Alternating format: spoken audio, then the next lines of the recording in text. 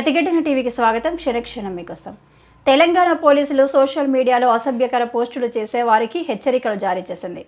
అభ్యంతరకర పోస్టులు, విద్వేషపూరిత వివాదాస్పద వ్యాఖ్యలపై తెలంగాణ పోలీసులు కొరడా జూలుంపించారు. సైబర్ ప్యాట్రోలింగ్ ద్వారా సామాజిక మాధ్యమాల్లో పోస్టులపై నిఘా ఉంచి బాధ్యులపై సుమోటోగా కేసులు నమోదు చేస్తున్నారు.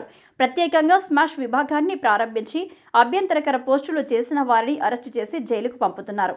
ఓ పార్టీ నాయకుడు నచ్చలేదన్న కారణంతో అతడి వ్యక్తిత్వాన్ని, కుటుంబాన్ని లక్ష్యంగా చేసుకుని వ్యాఖ్యలు, ప్రపంచంలో ఏదో ఒక మూల జరిగిన ఘటనను దృష్టిలో పెట్టుకుని ఓ వర్గాన్ని కించపరుస్తూ విద్వేషపూరిత పోస్టులు పెడుతుండడం ఇటీవల సాధారణమైంది. వాట్సాప్ గ్రూపులు, ఫేస్బుక్, ఇన్స్టాగ్రామ్, ఎక్స్లలో అడ్డగోలుగా కామెంట్లు చేస్తున్నారు.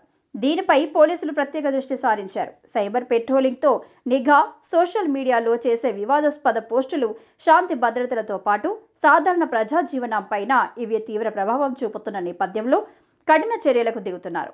కేసులు పెట్టి కటకటాల వెనక్కి పంపిస్తున్నారు. కేవలం బాధితులు ఫిర్యాదు చేసినప్పుడే కాకుండా సైబర్ ప్యాట్రోలింగ్ ద్వారా సామాజిక మాధ్యమాల్లో పోస్టులపై నిఘా ఉంచి బాధ్యులపై సుమోటోగా కేసులు నమోదు చేస్తున్నారు.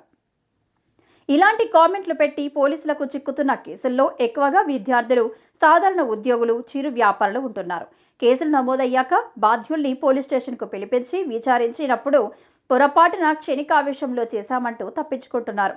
సోషల్ మీడియాలో పోస్టు చేస్తే స్మాషే. నెట్టింట తప్పుడు ప్రచారం, వర్గాల మధ్య విభేదాలు సృష్టిస్తున్న ఘటన హైదరాబాద్లోనే ఎక్కువగా నమోదవుతున్నట్లుగా జాతీయ నేర గణాంక సంస్థ 2022 వెల్లడించింది. 2022లో 94, 2023లో 25, ఈ ఏడాది 20 కేసులు నమోదు చేశారు.